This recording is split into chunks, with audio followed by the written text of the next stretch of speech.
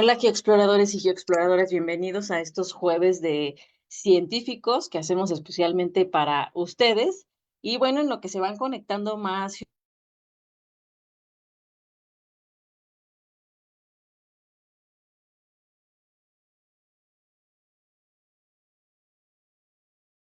No sé si me corté por acá. Acá estoy, espero que me vean. Los invitamos a que nos sigan en nuestras redes sociales. Ahora acuérdense que estamos en GeoExplora 2.0, en Instagram y en Facebook. Recuerden que nos hackearon nuestra cuenta original, entonces hemos mudado todo para acá porque acá nos permite hacer en vivos. Ay, creo que no están viendo mi presentación. Es que como me saco, esperen. Y bueno, para los que sean primerizos viéndonos acá en GeoExplora, pues que nos sigan y que le den like, porque cada jueves hacemos una pues conferencia, plática con paleontólogos expertos que nos vienen a platicar sobre lo que están haciendo en la paleontología en México y en el mundo. Así que pues síganos acá en nuestros canales, les decía, Facebook y en Instagram en GeoExplora 2.0. No se ve. Bueno, creo que mi presentación hoy no quiere trabajar. Ahí está.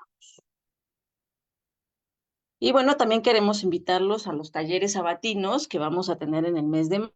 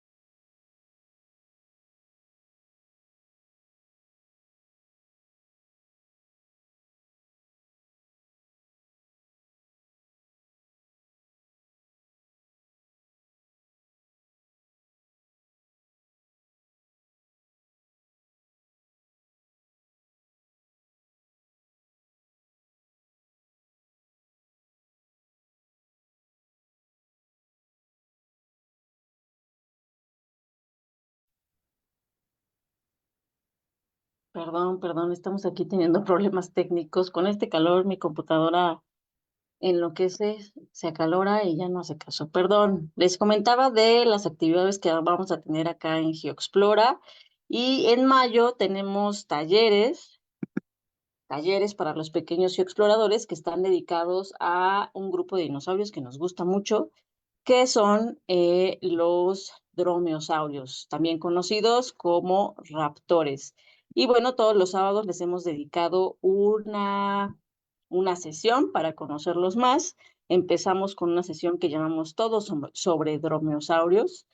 Y bueno, la sesión pasada fue sobre las plumas y los colores que tienen las plumas, el color que interpretamos a partir de unas partículas que encontramos ahí que se llaman melanosomas. Este 18 de mayo vamos a hacer modelado de garras de raptores de diferentes tamaños y de diferentes especies y hablaremos pues sobre esta estructura que tienen muy particular los raptores. Y el 25 de mayo vamos a hablar, bueno, vamos a hacer una ilustración científica de Microraptor con nuestro paleontólogo y paleoartista José Luis Martínez Díaz. Así que no se lo pierdan. También recuerden que estamos promocionando nuestras actividades para los chicos y chicas que hacen homeschooling. Vengan a apoyar sus clases de ciencias con los cursos y talleres que tenemos por acá. Tenemos un catálogo que pueden apoyar más esos temas a lo mejor en los donde no se sienten muy seguros si están diciendo los conceptos correctos. Entonces, vénganse a aprender de biología, paleontología y geología. Ahí está, ya nos fuimos el 11 de mayo. Y bueno, promocionar nuestra salida 25 y 26 de mayo. Acuérdense que tenemos expediciones que van guiadas por científicos. Nos vamos al Geoparque Comarca Minera a fines de mayo, donde vamos a ver, obviamente, la corona del geoparque, que es la visita a los prismas basálticos. Vamos a hablar cómo se forman esos prismas, por qué se originaron ahí. También visitamos minas prehispánicas de obsidiana y también minas del siglo XVIII de oro, plata y plomo. Así que vengan, esta salida es más en un contexto geológico. Hablamos de minerales, de los tipos de rocas, de volcanes, las erupciones volcánicas, etcétera. Y bueno, también tenemos dos salidas programadas y agendadas. El campamento Cretácico, que nos vamos el 8 y 9 de junio. Ya tienen, si quieren venir, vayan apartando sus lugares porque seguramente se van a acabar. Vamos a un campamento, la Reserva de la Biosfera Tehuacán, Cucatlán, y vamos a visitar el Museo de la Evolución en Puebla. Vamos a explorar huellas de dinosaurios, tanto carnívoros como de saurópodos. Hacemos un senderismo en la noche para ver animalitos que tengan actividad nocturna y las estrellas. Y bueno, esta salida va dirigida por una servidora, Adriana Miranda y Ricardo Servín Pichardo. Si no les gusta la acampada, pueden venirse a la Dino Expedición, que aquí es con hotel, y aquí nos vamos el 27 y 28 de julio. Aquí visitamos las salineras prehispánicas y el Jardín Botánico Elia Bravo Hollis, en la Reserva de la Biosfera. Ay, me puso otra cosa, pero bueno, a ver, déjenme busco mi, mi cartel del día de hoy para poder presentar a los invitados que tenemos por acá. Recuerden que seguimos presentando el libro de Ambientes del Pasado, que recientemente se ha publicado. Y bueno, no encuentro por acá mi póster, pero pues le doy bienvenida a mis invitados que están por acá. Mirna García y Delia Basanta, que están por acá. José Alberto Cruz, Gerardo Carbot y Roberto Díaz. ¿Cómo están? Bienvenidos. Gracias por venir a hablarnos de estos capítulos que están dedicados a vertebrados. Ya hablamos sobre el libro, ya hablamos sobre los ignofósiles, los capítulos dedicados a ignofósiles, y la vez pasada hablamos de invertebrados. Entonces, esta ocasión nos toca sobre vertebrados. Pues felicidades primero por el libro. Seguro fue mucho trabajo y horas invertidas. Y pues gracias por venir aquí a GeoExplora. Mirna y Delia, como les decía, yo no tenía el gusto de conocerlas. Bienvenidas.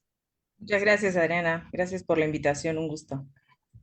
Y por acá nuestro querido José Alberto, que te conectas desde California. No, ahorita andamos acá en el Museo del Mamut, echándole ganas, Ah, lo muy durísimo. bien, ok. Y por acá nuestro querido Gerardo Carbot Chanona, que se conecta desde Chiapas. Hola Adriana, cuando se Y congeló la imagen, pero ya aquí estamos. ok. No, sí, puras fallas aquí. No salió el cartel, salió el del jueves pasado. Y por acá nuestro querido Roberto Díaz y Baja, ¿cómo estás? Hola, hola, ¿qué tal? Aquí Desde Michoacán. desde Morelia, Michoacán, Eh, igual con algunos pequeños errores técnicos aquí de clics que se me andan yendo por otro lado, pero bien, muchas gracias por la invitación. no, pues gracias a ustedes. Y bueno, decíamos la vez pasada que lo más reciente que hay en la paleontología mexicana, y que nos da gusto que lo presenten acá en GeoExplora, porque pues eso anima a que la gente lo lea, se vaya a leer los capítulos. Nos ven aquí muchos estudiantes de biología, de geología, de ciencias de la tierra, muchos aficionados que a lo mejor quisieran leer alguno de estos capítulos. Y bueno, lo que queríamos hacer es pues hacer esta breve, que nos hicieran un resumen de qué van los capítulos para que pues la gente se anime a leerlos. Y bueno, pues ¿qué les parecen si nos vamos por el orden en cómo están dispuestos los capítulos en el libro? Y bueno, pues las primeras serían Mirna y Delia, que nos hablarían sobre anfibios. Adelante, chicas. Perfecto, gracias, Adriana. Voy a compartir la pantalla. Entonces, yo creo que es esta, ¿no? Aquí. ¿Sí la pueden ver? Se está cargando. Ok. Tiene un formato raro. Yo la veo con un formato raro, como muy vertical. Así, Supongo que qué raro. A ver. Aquí dice que está como pausa. mm, están en el teléfono. a ver, no, estamos en la como. Voy a iniciar otra vez. Y por las dudas voy a poner pues todo, ¿no? Ujú. Ah, pues Ok. sí, mejor. Y ya mejor. Ajá, ¿No? si lo haces grande igual se ve ya. Ok. Perfecto. Ahí, ahora Ahora sí. Sí, perfecto. perfecto. Bueno, aquí justo tenemos la portada del libro que habías mencionado, ¿no? De los ambientes pasados de México. Y bueno, ahorita vamos a hablar un poco del capítulo de anfibios, en el que hablamos sobre la dependencia ambiental que tienen los anfibios y cómo podemos utilizar esto para hacer reconstrucciones paleoecológicas, ¿no?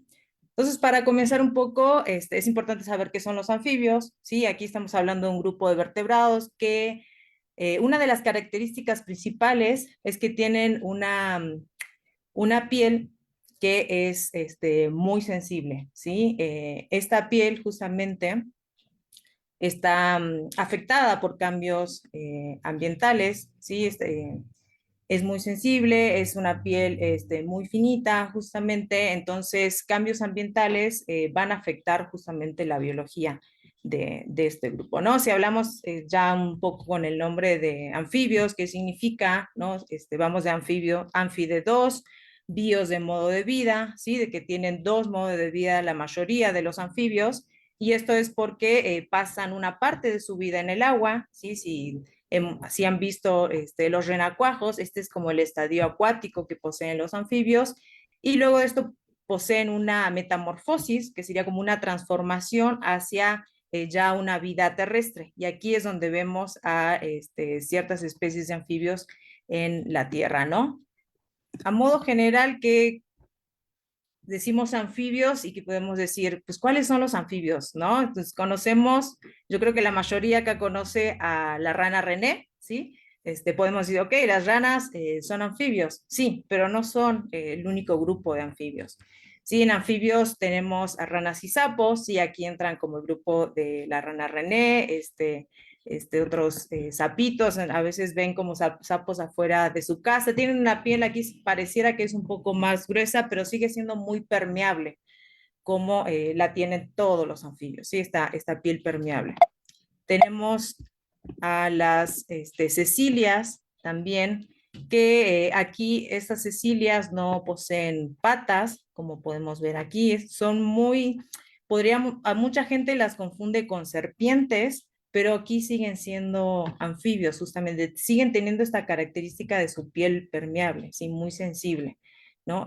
Si vemos aquí, bueno, las ranas y sapos sí tienen patas, no tienen cola, y ya en el grupo de las salamandras sí tenemos estas cuatro patas y podemos ver también una cola diferenciada, ¿sí? ¿Qué sabemos de los anfibios? Hoy en día sabemos que hay más de 8.000 especies de anfibios, ya casi 9.000 especies a nivel mundial. Tienen distribuciones diferentes, y hay zonas en que podemos observar mayor número de especies de anfibios, es decir, una alta riqueza de anfibios. Aquí con estos colores vemos que en colores más azules son las áreas donde hay un mayor número de especies de anfibios, lo que hablamos de mayor riqueza, justamente, ¿no? Entonces, se han estimado justamente que estas áreas de una mayor riqueza, un mayor número de anfibios, está relacionada a ciertas condiciones climáticas, ¿sí? Que lo vamos a ver ahora un poquito más adelante. ¿Qué sabemos de México? Estamos en México, pues hoy conocemos más de 400 especies de anfibios en México, 433. Este número va incrementando, continuamente se describen nuevas especies de anfibios, ¿no? Y si hablamos en el tema de distribución, pasa lo mismo. Van a haber áreas en México en que hay mayor diversidad, justamente.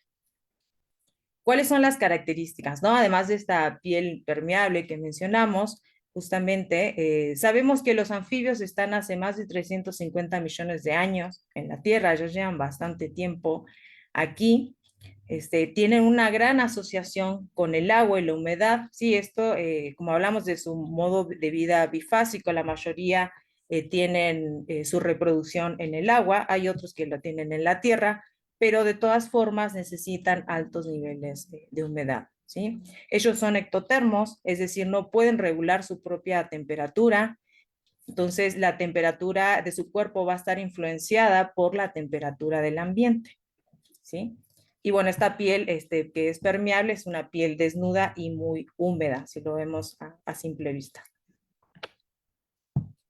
Entonces hablábamos de esta vida bifásica que tiene, entonces donde estos estadios de renacuajo los podemos observar en el agua, luego metamorfosea y podemos ver a los adultos en la tierra, justamente. Entonces estamos hablando de agua, tierra, distintos ambientes, distintas condiciones, ¿sí? En las que van a estar sometidas las especies de anfibios, ¿sí? Entonces, el agua está muy relacionada, el agua, la humedad, los regímenes de precipitación van a estar muy relacionados a su reproducción, a su fisiología, ¿sí? Y debido a que son ectotermos, pues también la temperatura va a estar aquí regulando un poco su actividad, justamente.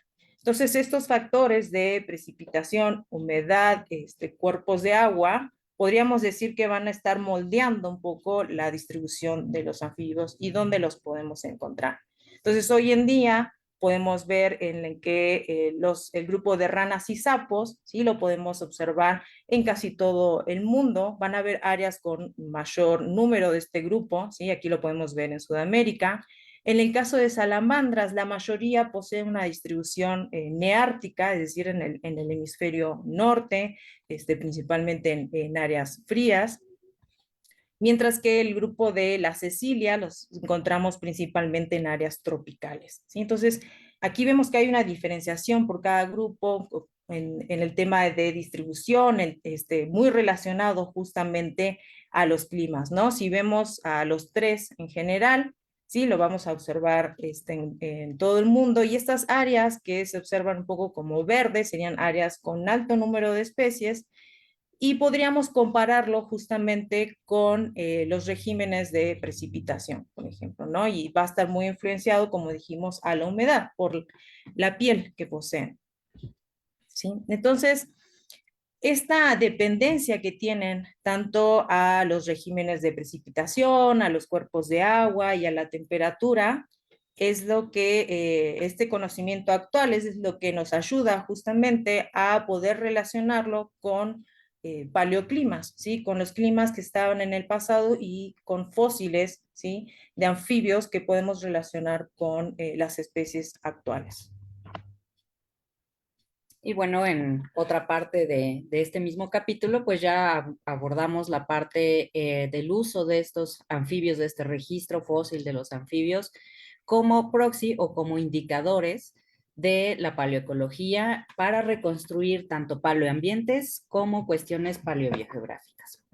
Entonces, pues bueno, ya como lo mencionó Delia, pues los anfibios tienen aquí ya 350 millones de años en tiempos de hablar, digamos, de toda la historia de la vida en la Tierra, pues básicamente se originaron más o menos por aquí atrás, sí, por aquí, y pues vemos que en realidad, pues son organismos que no son muy llamativos como pueden ser las aves o los mamíferos. Sin embargo, tienen una larga trayectoria evolutiva ya en nuestro planeta, incluso han convivido con los famosos dinosaurios, ¿no? Los anfibios justamente apareciendo en esta región, en esta zona, en esta era, pues también ya han convivido con varios organismos que incluso ya no existen en la Tierra hoy en día y que han vivido y han experimentado incluso extinciones masivas. Hablando en tiempos geológicos, pues se habla de 6 extinciones masivas, de las cuales los anfibios han sobrevivido a 3. Entonces, realmente son un acervo muy importante de la historia evolutiva en la Tierra. Los podemos ver aquí, ¿no? Nosotros asociamos mucho esta transición evolutiva tan importante de pasar del agua a la tierra, y justamente los anfibios son esa evidencia de que justamente en algún momento de la Tierra únicamente había vertebrados marinos, y que por alguna razón, ¿sí? Fueron colonizando la Tierra, y actualmente nos queda este grupo que justamente tiene la capacidad de vivir en ambos ambientes. Aquí tenemos, por ejemplo, algunas especies ya extintas, datadas pues desde el Triásico tardío, hace 250 millones de años. Tenemos este Triadobatrachus o el Notobatrachus, ¿sí? Que son pues ranitas o salamandras, ¿sí? Que existieron hace ya 250 millones de años. Estamos hablando de demasiado tiempo geológico, que además coexistieron con otras especies y que al estudiar, digamos, la biología de los organismos actuales, podemos entender los requerimientos que tenían estas especies extintas y podemos reconstruir que donde habitaba esta especie, por ejemplo, pues presentaban ambientes pluviales, mientras donde encontramos fósiles de esta otra especie, pues están asociados a pantanos y a masas de agua formadas en una llanura aluvial.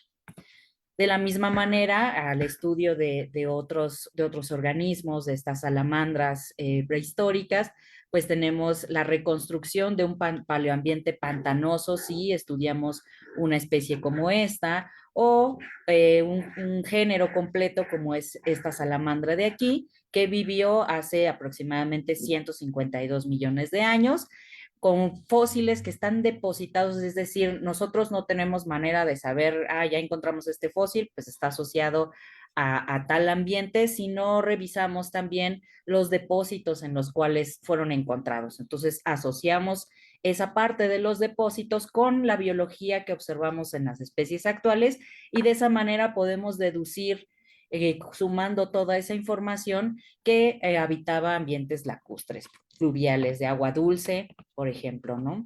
Otras de las cuestiones, no nada más de entender la parte, digamos, abiótica de los ambientes, sino también entender la parte ecológica. ¿Qué función ecológica tenían los anfibios de hace mucho tiempo? Bueno, pues conocemos algunas especies gracias al registro fósil que tenían un tamaño mucho más grande del que presentan hoy los anfibios vivientes. ¿Y esta qué repercusión tenía? Pues eran depredadores tan importantes que incluso llegaban a comerse dinosaurios, ¿no? ¿Quién podía imaginar que los anfibios, estas ranitas que generalmente pasan desapercibidas o que incluso a la mayoría de la gente no les gusta o no les llama tanto la atención, en realidad eran depredadores de incluso dinosaurios, ¿no? Esto es súper interesante y que incluso se ha podido calcular la fuerza que tenían las mandíbulas, por ejemplo, de este belcebufo, y en realidad pues podía comerse una variedad de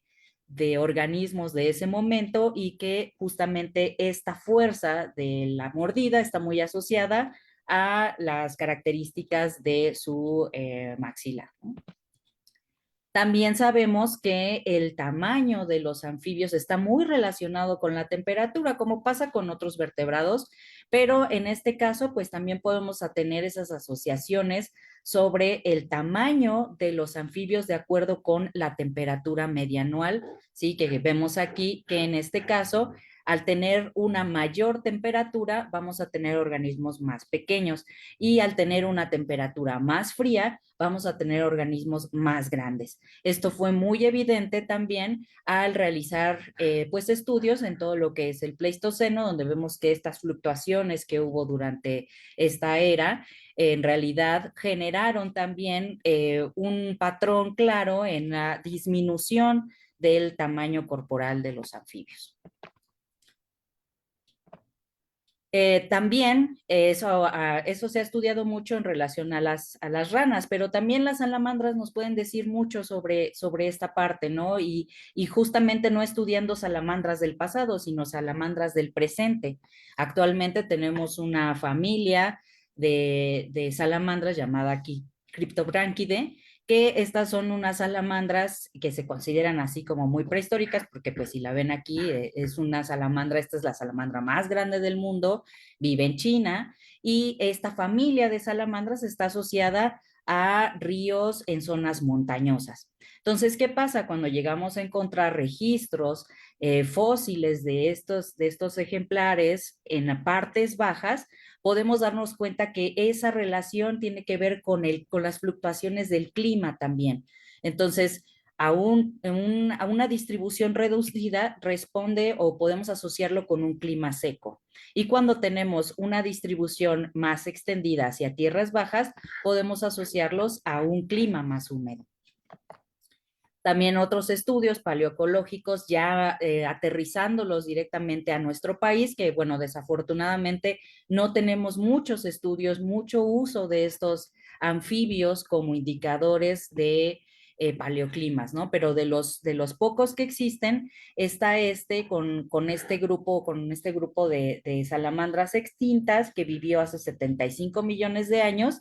Y al encontrarse estos registros fósiles, que pues vemos aquí la reconstrucción de esta familia, sin embargo, pues esta reconstrucción se hace en base de estos pedacitos que se encuentran, ¿no? Este es digamos, el hallazgo a nivel paleontológico, ¿no? Esto es lo que se encuentra. Y a partir de eso es que se hace toda la búsqueda y toda la unión de evidencias para tratar de reconstruir el paleoambiente, que en este caso estaba en Baja California, y actualmente pues que Baja California lo tenemos asociado con climas bastante secos. Sin embargo, hace 75 millones de años se pudo reconstruir que había canales fluviales activos, y esto fue gracias al hallazgo de estos fósiles aunado a los sedimentos en donde se encontraron y también las pruebas de los isótopos.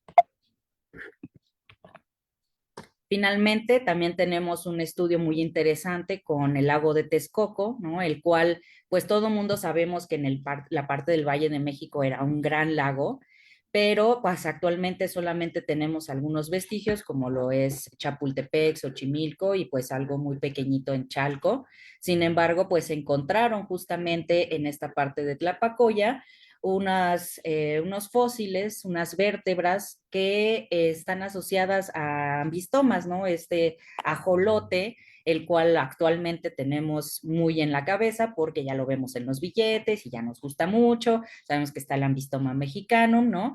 Y ciertamente sabemos que está en peligro, pero ni siquiera teníamos idea de la gran digamos, el gran hábitat que tenían en el pasado y que actualmente está súper reducido. ¿Cómo podemos saber más de ello? Bueno, al justamente recrear el paleoambiente que existía en los lugares en donde encontramos estos fósiles. Entonces, tanto los anfibios vivientes como los anfibios extintos nos pueden dar mucha información y podemos entender y tratar de inferir más sobre cuestiones de los paleoambientes. Lo que ya no podemos ver, podemos reconstruir la historia evolutiva, la historia de la Tierra a través del uso tanto de los anfibios vivientes como extintos, entender la parte biogeográfica antigua. Y podemos con ello también no nada más investigar cuestiones climáticas, sino también cuestiones ecológicas de este grupo que pues es realmente maravillante, ¿no? Entonces, actualmente conocemos poco de los anfibios, sabemos que aún no terminamos de describir todas las especies que existen, pero aunque tenemos todavía mucho que aprender de ellos, en realidad pues hay malas noticias, ¿no? Entre las malas noticias están que los anfibios son el grupo de vertebrados más amenazados. Hoy sabemos que más del 40% de las especies a nivel mundial se encuentran en alguna categoría de amenaza, es decir, pudiendo estar en peligro de extinción. Hay varios factores relacionados, ¿no? La destrucción del hábitat, contaminación, las enfermedades, la introducción de especies exóticas, la sobreexplotación y el comercio, y entre ellos está el cambio climático, ¿no? Estamos viendo justamente que el uso de los anfibios para recrear paleoclimas, conocemos cómo es su relación con la temperatura y la precipitación, y del mismo modo, si estamos viendo que van a haber cambios climáticos, estos van a afectar a estas especies, ¿no? Entonces, queremos dejar también este mensaje, ¿no? Además del uso de los anfibios para recrear estos paleoambientes, también de conocerlos, ¿sí? Que es necesario conservarlos, ¿sí? Están en peligro, entonces todavía falta mucho por aprender de este grupo, y conociéndolo justamente vamos a poder comprender no solo el pasado y el presente, sino también el futuro del planeta en el que estamos. Muchas gracias. Muchísimas gracias por la bonita presentación que hicieron y me encanta que aquí se ve bien reflejado lo que siempre decimos en las clases de paleontología, que una de las cosas para poder entender el registro fósil es el actualismo biológico. Si no conocemos a los bichos del presente, pues no podemos entender a los bichos del pasado y mucho menos saber cómo se van a comportar esas poblaciones en el futuro. Entonces creo que fue un capítulo donde se hizo mancuerna entre gente que estudia los anfibios actuales, gente que estudia los anfibios fósiles, y qué bonita visión le dieron para justo ver este match que se hace entre lo de hoy, lo de ayer y esta parte que está muy reciente en la paleontología, que es la paleontología de la conservación. O sea, hay que entender los ambientes actuales para poder conservarlos. Y yo no sabía esto de que eran los vertebrados más amenazados, qué fuerte y pobrecitos, porque estamos en medio de ahorita, tan solo pueden sentir el calorón en todos lados. Pues sí, puedo pensar que son de los más afectados en este cambio climático. Pues muchísimas gracias, Mirna y Delia, por esta bonita explicación. Ok, ¿De qué? gracias. Y bueno, ¿qué les parece si nos vamos ahora con el capítulo dedicado a reptiles, en donde nuestro querido José Alberto nos va a platicar de qué trata el capítulo? Adelante. Gracias, gracias. A ver, me dicen que se ve todo. Sí se ve todo, ¿no? Sí, ahí te vemos. Perfecto, muy bien. Pues bueno, sí, de hecho, tanto el capítulo de anfibios como el capítulo de reptiles, pues lo hicimos en conjunto con Mirna, con Delia, con la doctora Gabriela Parra y con Guillermo, otro doctor de Zacapuastla. Y la idea fue eso, justamente conjuntar todo lo que se conoce del presente con gente que trabaja cosas del presente y pues de mi parte que trabajo las cosas del pasado. Entonces al principio en realidad Mirna y Delia y la doctora Gaby Parra iban a estar en la parte de anfibios y Guillermo y yo en la de reptiles, pero pues a todo el mundo le gustó todo y dijeron pues vámonos por los dos. Y entonces por eso estamos en los dos, porque dijimos le vamos a entrar a turismo. Y pues en el caso de los reptiles, que nos ayudan justamente para poder determinar paloambientes, ¿no? Por su asociación con el clima que tienen, pues una cosa que tienen los reptiles siempre importante, ¿no?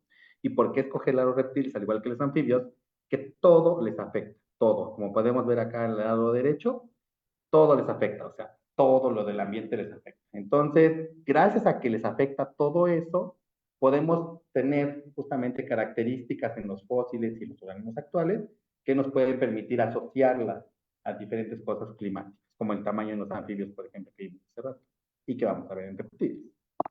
Entonces, algo bien interesante y que Guillermo Goldrich es experto, justamente porque él hace ecología térmica de reptiles actuales, es que sabemos que hay dentro de una variable, la que tú quieras, en este caso temperatura, una condición óptima donde los reptiles son bien felices, están contentos, son muy abundantes, hacen todo bien, pero en condiciones muy frías no son tan contentos, entonces andan como medio lentos, medio mensos, ¿no? Cuando es muy caliente, también como ahorita uno está caliente, le da sueño, no se quiere salir, nada, o sea, mal. Siempre hay una temperatura óptima y siempre los extremos no son tan chidos. Pasas de esos extremos donde viven estas especies, que bueno, listo, no hay de otra. Entonces, esta restricción climática que tienen los reptiles y también los anfibios nos ayuda mucho para cosas de paloambiente. Uno de los ejemplos que nosotros pusimos fueron los cocodrilos, donde tienen justamente una operatividad, donde les encanta estar en cuanto a la temperatura, pero además necesitan la disponibilidad de agua, porque puedes tener las condiciones de temperatura, pero si no hay esa disponibilidad de agua, no va a haber cocodrilos. Entonces se han hecho algunos trabajos, unos muy interesantes en los 90, sobre cocodrilos. Y lo que hicimos para el libro fue un ejercicio rápido, ¿no? ¿Dónde están los cocodrilos actualmente? Y dónde se encuentran en los fósiles. Ustedes pueden ver que hay muchos fósiles en esta zona de Estados Unidos, donde hay grandes planicies y esas cosas, pero no hay agua actualmente, mucha. Pero en el pasado hubo cocodrilos. Entonces quiere decir que aquí, que de repente sí llega a ser muy frío, antes existían condiciones más cálidas, como les gustan a los cocodrilos, cálidas, ¿no? Y con mayor disponibilidad. Entonces, ya solamente encontrar un cocodrilo en zonas donde no hay cocodrilos actualmente te está diciendo mucho. Muy bien. Y lo otro es, ¿por qué la banda no estudia tanto anfibios y reptiles, en este caso reptiles? Porque generalmente lo que nosotros encontramos, y más por el Pleistoceno, que es donde yo trabajo, ¿no? El cuaternario, donde vivían los mamuts, perejojos, esas cosas, es que para encontrar estos animales pequeños, porque las ranas, lagartijas, serpientes, tortugas son pequeños, los cocodrilos no son pequeños, pero lo demás sí, pues necesitamos justamente cuando se colectan esos sedimentos que están asociados a estos huesos grandes. Cuando se limpian estos huesos grandes, en los sedimentos encontramos los huesos chiquitos. Y estos huesos chiquitos, pues hay que cernirlos justamente en tamices. Y los tamices, lo ideal es que sean de 1 milímetro. Entonces, cuando tú tienes un tamiz de 1 milímetro, está padre porque no se te va nada. Del lado derecho podemos ver vértebras de lagartija y vean el tamaño de las vértebras comparadas con un lápiz. Son chiquititas. Si tú las tienes en un tamiz normal, de estos que usan como para la construcción, se te van a ir todas estas vértebras y jamás vas a encontrar lagartijas. Entonces es muy importante, pero en realidad es un proceso extra al que se hace cuando se rescata megafauna, ¿no? Como dientes de sable y estas cosas, porque eso se saca directamente y aparte tienes que analizar la tierra, tamizarla y separar los materiales. Entonces este extra también es parte de que no tengamos tanto registro fósil. O sea, sí existe, pero ahora falta esto. Y lo otro, pues gente que lo quiere estudiar, que por suerte pues ya se está empezando con eso. Muy bien. Y en realidad no todos los anfibios y reptiles son pequeños. Tenemos estos comunes, un ajolote que todos conocen, estas lagartijas o chintetes que todo el mundo ve en las rocas, en las barras y así, y pues las boas, son cosas que hay en México.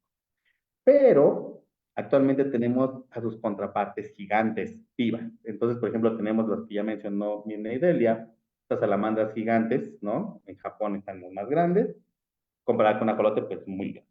Lo más grande en lagartijas actuales son los dragones de Komodo, y pues contrario a las boas tenemos las anacondas y pitones que son mucho, mucho más grandes. Entonces, actualmente tenemos grandes, pero en el pasado había grandes, ¿y qué nos puede decir tener organismos grandes? En el caso de los reptiles, uno de los casos más famosos, pues es Titanoboa. Ese creo que fue sonado y sigue sonando y está muy padre. Y en realidad, pues Titanoboa fue muy especial porque pues sí es una vertebrota gigante comparada, por ejemplo, con una boa, ¿no? Entonces sí, pues se llama Titanoboa. Las reconstrucciones las hacen enormes porque se supone que será el tamaño. Y el tamaño, pues, en realidad rondaba por ahí de los, no me acuerdo cuánto eran, 13 metros, ajá. 13 metros, que es más grande que el Metrobús. Entonces, pues sí estaba grande, ¿no? Imagínate, vas en el Metrobús, te rebasa una Titanoboa y no deja de pasar mientras tú estás en el Metrobús y está sorprendente. Entonces, tenemos una boa gigante, pero de verdad gigante. Y pues ahora se han encontrado otras serpientes grandes, en teoría más grande que Titanoboa. Bueno, está en el rango, ¿no? Como es el caso de justamente esta serpiente que encontraron en la India. Y esta imagen que me le robé a Pales, que va a hablar con ustedes, bueno, después de mí, de hecho, donde también en el caso de las lagartijas, actualmente lo más grande es el dragón de Komodo. Antes existía una cosa en Australia mucho más grande que el dragón, ¿no? Que es pariente, y lo que no recuerdo si ya cambió el nombre o no. Pero el caso es que era gigante. Entonces tenemos reptiles gigantes en el pasado muy. Y otro ejemplo del reptil gigante justamente es Barbaturex morrisoni, que se llama así por Jim Morrison, el rey lagarto, para los que nos gusta el rock. Para los que no les gusta, busquen en Google Jim Morrison, que va a ser el rey lagarto. Y en realidad, pues este lagarto era grandote. Y lo padre de este lagarto es que no era carnívoro, entonces competía justamente con herbívoros de esa época, no de hace 50 millones de años, que pues también querían comer, y como un venadillo chiquito te podías encontrar ahí, ¿no? De los primeros caballos que aparecieron, entonces peleándose por la hierba, estos, entre las lagartijas y pues los herbívoros de esa época. Actualmente no creo que haya lagartijas que peleen, o a cualquier reptil que pelee por hierba con los que comen hierbas actualmente, ¿no? Pero en ese pasado sí. Entonces, pues tenemos estos reptiles gigantes. ¿Qué pasa con ellos? Hay una regla que encontró una ecóloga, porque por eso hacemos esta sinergia de gente que estudia el presente con el pasado, donde todos los reptiles grandes se encuentran cerca del Ecuador, en climas tropicales. Entonces ustedes ven la distribución de las boas, de los pitones, la distribución de los dragones de Komodo y de los demás varanos, los varánidos, que les gustan como los del Nilo y esas cosas, que les gustan a los que coleccionan reptiles. Todos los reptiles grandes, iguanas, todas las iguanas están justamente en esta zona intertropical, ¿no? Alrededor del Ecuador. Y los reptiles y anfibios empiezan a ser más chiquitos conforme te vas yendo a los polos. Entonces, esa es una regla muy interesante que justamente estudió Jason Head cuando encontró justamente a Titanoboa y cuando encuentra a Barbaturex, y dice, bueno, que actualmente el clima de la Tierra está por ahí de los 24, 25 grados, 24, 26 en realidad, y tenemos estas cosas grandotas, como la anaconda, los pitones y los dragones de Komodo. ¿Qué temperatura tuvo que tener el planeta para poder dar paso a tener animales tan grandes como Titanoboa, como Barbaturex o como Megalania, por ejemplo, ¿no? Entonces, él justamente se pone a estudiar las temperaturas donde viven las boas, anacondas, pitones, todas estas cosas, y dice, bueno, actualmente el planeta está en los 26 grados, ¿no? Para estas especies. Se pone a estudiarlo con las iguanas, dragones de Komodo, y dice, no, pues esta les gusta más como de 24 grados, en el rango. Y entonces, pues hacen sus formulitas, proyecciones, sus modelos, todo, y pues descubre que en el caso de las serpientes, para tener esos tamaños, tuvo que el planeta tener más de 30 grados, ¿no? Temperatura promedio anual, o sea, en verano es más caliente, en invierno es un poco más frío, pero es casi 5 grados más que actualmente. Y en el caso, pues, de los lagartijas, para soportar a Barbaturex, por ejemplo, pues tuvo que tener un poquito abajo de los 30, pero sí es más de lo que es actualmente. Entonces, dicen, hay mucho calor antes. O sea, el tamaño de los reptiles tuvo que, para tener estos tamaños, tuvo que haber mucho calor, ¿va? Y cuando comparas con modelos paleoclimáticos que se han hecho en la zona, pues te das cuenta que sí, que el calor era inmenso y sí, andaba entre los 30 grados para esta época de los 50 millones de años, que justamente se llama Paleoceno Eoceno máximo termal, porque es de las temperaturas más calientes que ha tenido el planeta. Entonces, sí concuerda que podemos calcular el clima con el tamaño de los organismos. Y lo mismo pasa con los anfibios, de hecho, con el que platicaban Mirna y Delia, de este sapo grandote, del belcebufo, también calcularon esta regresión y sí salía que era mucho más caliente cuando vivían los dinosaurios, a lo que es ahora, que se sabe que es, ¿no? Entonces, sí funcionan los reptiles para estas cosas. Algo muy interesante, no viene en el libro, pero se los voy a poner para los que están viendo porque los quiero, en realidad, ¿no?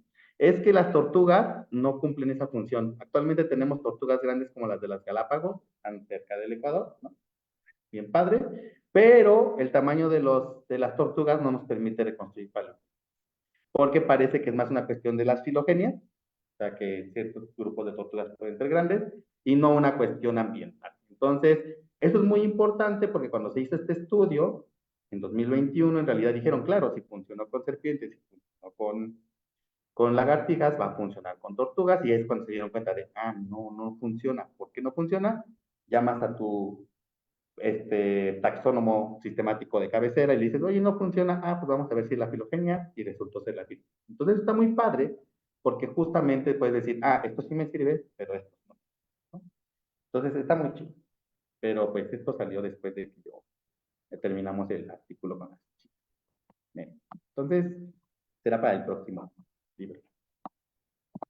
Y bueno, al final lo que manejamos es que en realidad cuando nosotros juntamos a esta fauna pequeña, anfibios y reptiles, y ya que los encontramos en los fósiles después de hacer el escarbadero en la tierrita y nuestra malla de 1 milímetro, vemos sus requerimientos de clima y precipitación en la distribución actual, porque como dijo Andrea, el presente es la clave del pasado, y ya con eso nosotros reconstruimos paleoclima, ¿no? Porque parece que en conjunto diferentes especies tuvieron que atravesar diferentes barreras climáticas para llegar al mismo lugar y pues comparten eso, ¿no? Entonces ellas te pueden dar justamente estos valores porque comparten todos estos filtros climáticos que tuvieron que pasar y te pueden decir que el clima era diferente al actualmente. Y al final, la idea de estos dos capítulos, tanto el de anfibios como reptiles, es que en realidad cuando nosotros buscamos, en mi caso estos de megafauna, un dientes de sable, un mamut, ¿no? Tenemos acá más megafauna un poco más antigua en el fondo, o acá un perezoso, unos dientes de sable. Siempre han estado ahí los anfibios y reptiles, y en realidad son un componente muy importante que nos va a ayudar a entender cómo era el ambiente.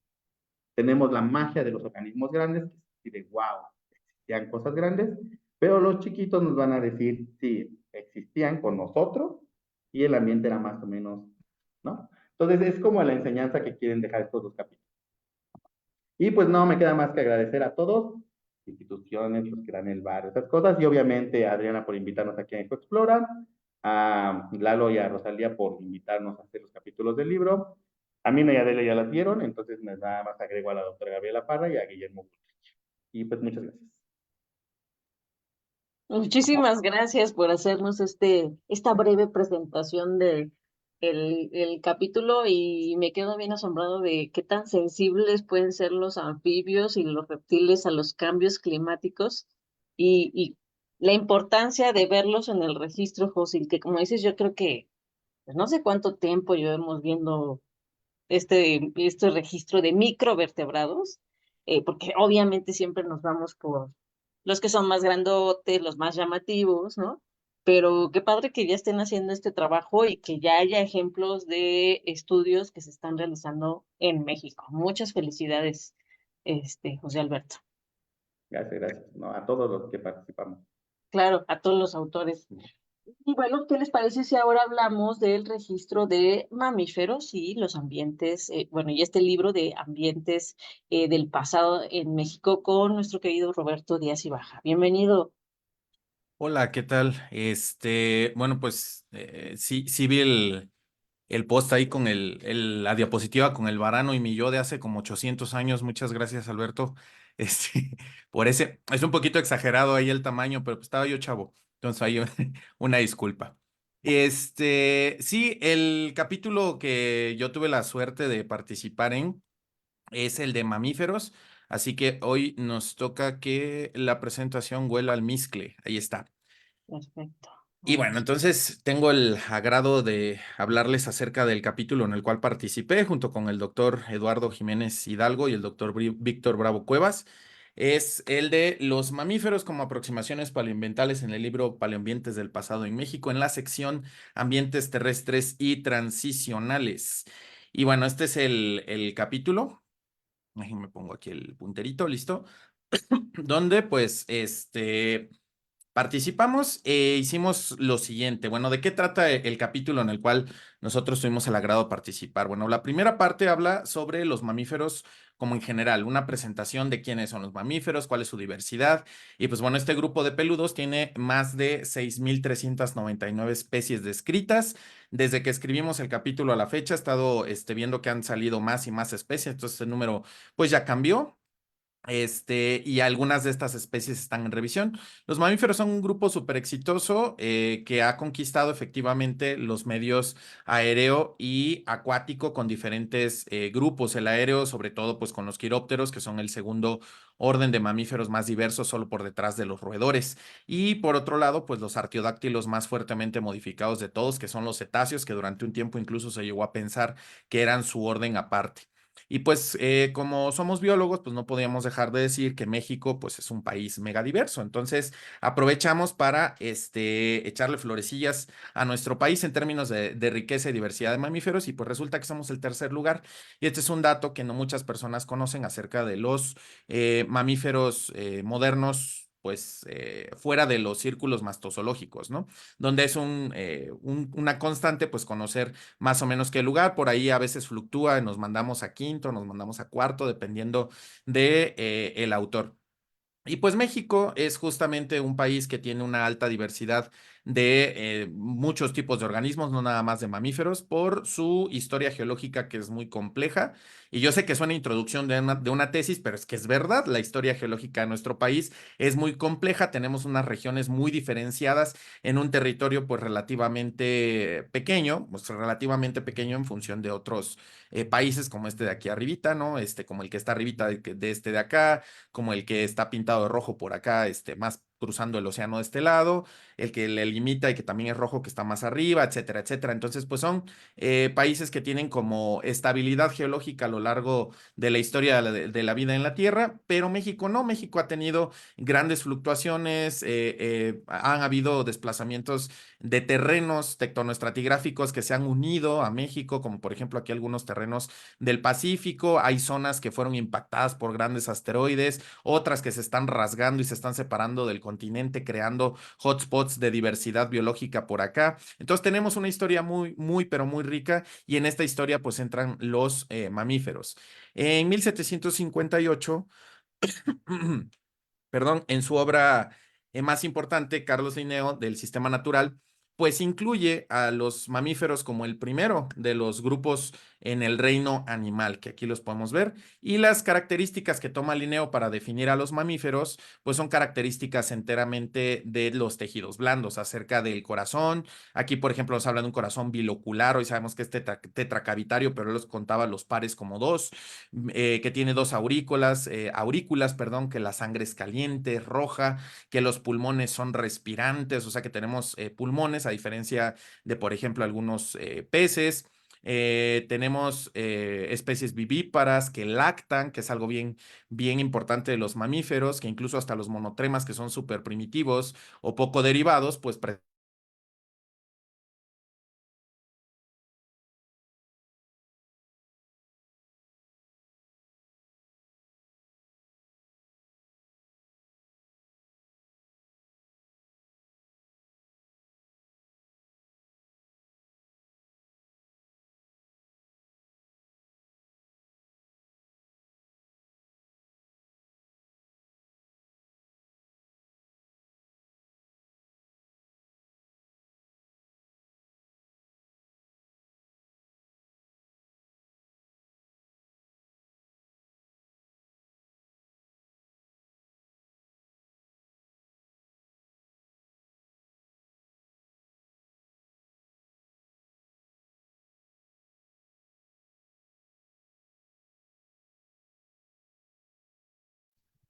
Creo que tenemos un problema técnico con nuestro querido Roberto. Se pasmó su imagen y nos quedamos a media presentación.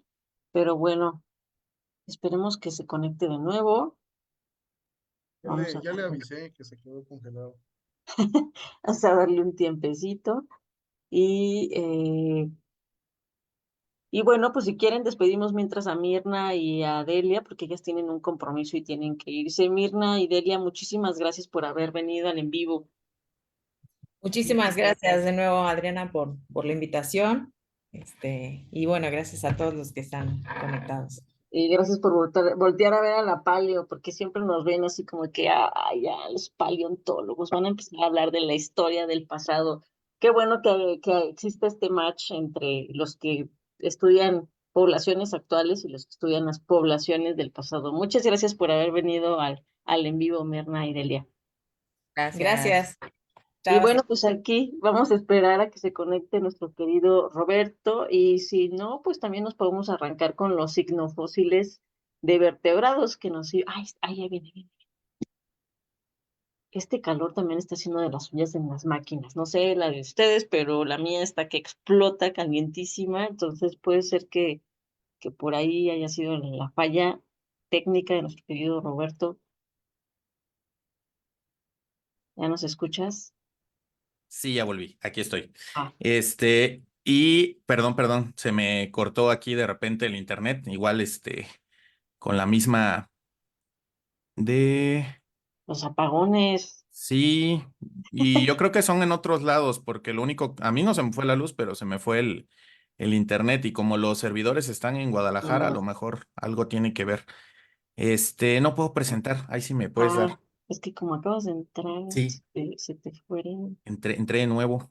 Ahí está. A ver, Muchas entramos. gracias. Ahora sí, bueno, les decía que una de las cosas que hicimos en el libro fue pues caracterizar, bueno, no nosotros, sino más bien contarles sobre cuál ha sido la historia de la caracterización y definición de los mamíferos.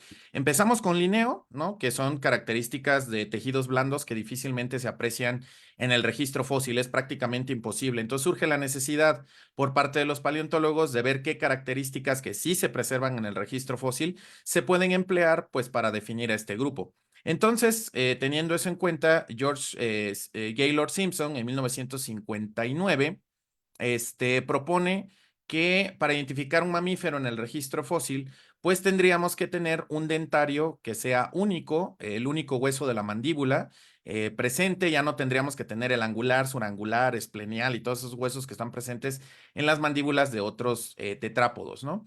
pero que además ese dentario tuviera una articulación directa con el escamoso y con ningún otro hueso más. Entonces, el tener un dentario único y además que éste esté contactando con el escamoso, más la presencia de estos tres huesecillos en el oído medio, que son el estribo, el martillo y el yunque, nos garantizaría tener pues a un mamífero. Esto estamos hablando de 1959, que es la conceptualización, digamos, clásica que nosotros después vimos en las escuelas y demás.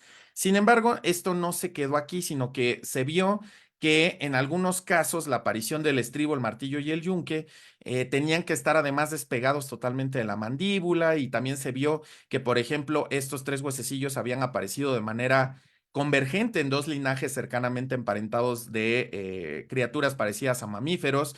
Por increíble que pudiera parecer, entonces esto se ve adquirido dos veces, ¿no? Esto de aquí no, pero luego surgieron otras características como la clásica difidoncia mamiferiana, que es esto del reemplazo dental de los dientes de leche a los dientes del adulto, y también la presencia de los famosísimos dientes tribosfénicos, que son dientes que tienen una corona alta con tres puntas en la parte anterior, y en la parte posterior tienen una repisa de molido, de triturado de alimentos, y que además ocluyen no uno a uno, sino uno a dos en la mandíbula. Es decir, dos de estos acompañan a uno de estos inferiores para que el masticado sea en forma de cizalla.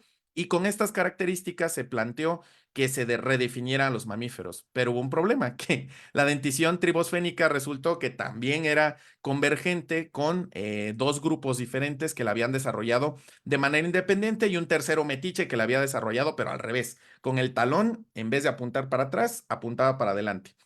En función de eso, los paleontólogos se dieron cuenta que ya no podían seguir definiendo grupos con puras características morfológicas. Entonces, en 1988, Timothy Rowe propone la primer definición cladística de los mamíferos, y hoy en día son este tipo de definiciones las que utilizamos para caracterizar a los grupos, si pertenecen o no en un análisis filogenético a grupo fulanito o perenganito, llamados hoy los clados, ¿no? Entonces, si está dentro del clado, es parte de; si no está, pues no está y punto, ¿no?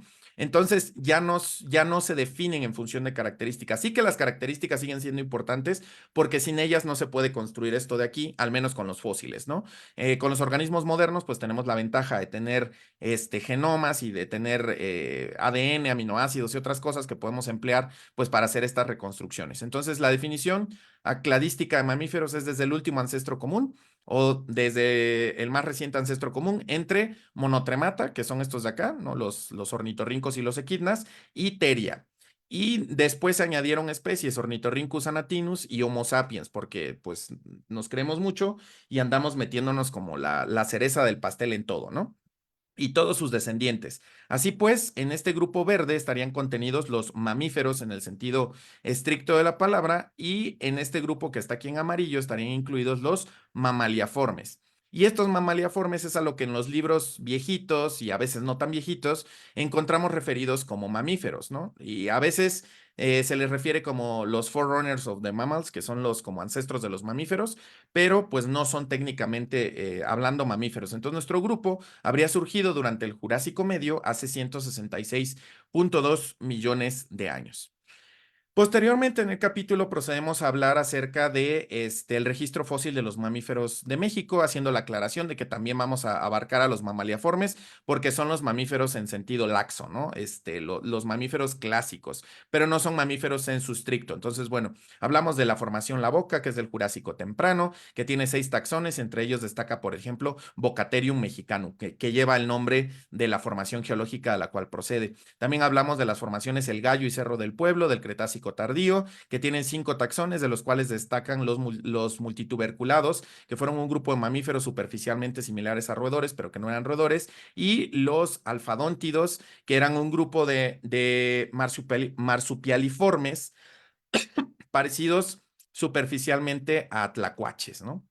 Luego hablamos de las faunas locales del Paleógeno, que son algunas de las más interesantes. Ya no sé ni dónde hacerme para aquí y para allá, donde tenemos principalmente 4 faunas locales: la fauna local Lomas Las Tetas de Cabra, que está en Baja California y que tiene 16 géneros, entre los cuales encontramos a las familias, y estas para los fanáticos de la paleontología les van a sonar, ¿no? Los oxiagénidos, los iopsodóntidos, los fenacodóntidos, los mesoniquios, los pantolámdidos, diacodéxidos, parámidos y desde luego los primeros o de los primeros équidos que tenemos en el registro fósil, los caballos y sus parientes. En la localidad, en la fauna local, perdón, el marfil en Guanajuato es del Eoceno medio y contiene 7 géneros de las familias, bueno, el género Viverrabus, ¿no? Que es de la familia Viverrabidae, que probablemente sea parafilético, pero eso se resolverá por otros grupos de trabajo futuro. La familia Iopsodontidae, Plesiosaurisidae, Siurabidae y Tapiroideos, que son ancestros de tapires todavía no identificados. Y tenemos también en la fauna local de Rancho Gaitán, en Chihuahua, del Eoceno tardío, 15 géneros que pertenecen a familias como lo son la familia Brontotéridae, la familia Equidae, la familia Iracodontidae, la familia Leptomericidae, Rinocerotidae, los rinocerontes, había rinocerontes aquí en México, Hipertragulidae, Agrocoeridae, Mericodontidae, los oreodontos y finalmente Hienodontos también. Y luego la más recientemente descubierta y descrita, que es Santiago Yolomecatl, que inicialmente se pensaba que era del Eoceno tardío y que finalmente fue rectificado su edad como de perteneciente al Oligoceno temprano. En esta encontramos 23 géneros, es una fauna local, no una localidad, una fauna local que ha sido fuertemente trabajada por el equipo precisamente del doctor Eduardo Jiménez, donde se han encontrado ciúridos, que son ardillas, geómidos, que son las tuzas, entotíquidos, que son como paleotusas, leptocoéridos, tallazúidos, que son los pecaríes, mericodóntidos, que son estos, los oreodontos, protocerátidos, que son unos organismos que tienen unas crestas raras aquí en la cabeza, pero que son parientes, en la cara más bien, pero que son parientes de los camellos propiamente dichos, hipertragúlidos, caballos, calicoterios, que son de los primeros identificados en el país, aminodóntidos, que son conocidos como rinocerontes corredores, los rinocerontes propiamente dichos, cánidos, de los más primitivos que podemos encontrar, mustélidos, por ahí anda un mustélido bastante interesante, anfisiónidos, liebres, conejos, erizos y otros, y roedores también, como los de la familia Cetámide. Esta localidad de Santiago Yolomecatl en particular es muy parecida a la formación Chadrón, que está del Eoceno tardío en Dakota del Sur y Nebraska, y justamente como es muy parecida y comparte muchísimos taxones, pues se pensó inicialmente que pertenecía pues a la misma temporalidad, pero es un poquito más adelantada en el tiempo y tiene unas particularidades biogeográficas bastante interesantes. Después hablamos un poquito de las faunas del Mioceno, que no son muy abundantes en referencia a estas del Pliopleistoceno, que se cuentan en edades de mamíferos terrestres, que son las famosas nalmas, que son las del Blancano, el Irvingtoniano y el Rancholabreano, del pasado hacia el presente respectivamente, que son estas de acá, y de las cuales pues la del Rancholabreano, que es el Pleistoceno tardío, es la que cuenta con el mayor número de localidades en el país, sumando más de 770 localidades descritas. Aquí no nos metimos a profundidad porque hay otros trabajos que tocan eso precisamente, como justamente, que es un trabajo de revisión del 2010, que ya necesitará algunas actualizaciones, pero que pues cubre en su mayoría esa parte, ¿no? Y con eso llegamos a la parte de los mamíferos, ahora sí, empleados como para aproximaciones paleoambientales. Hablamos de las técnicas principales que se pueden usar y que se han usado en el país justamente para esto, empezando, por ejemplo, con el microdesgaste dental.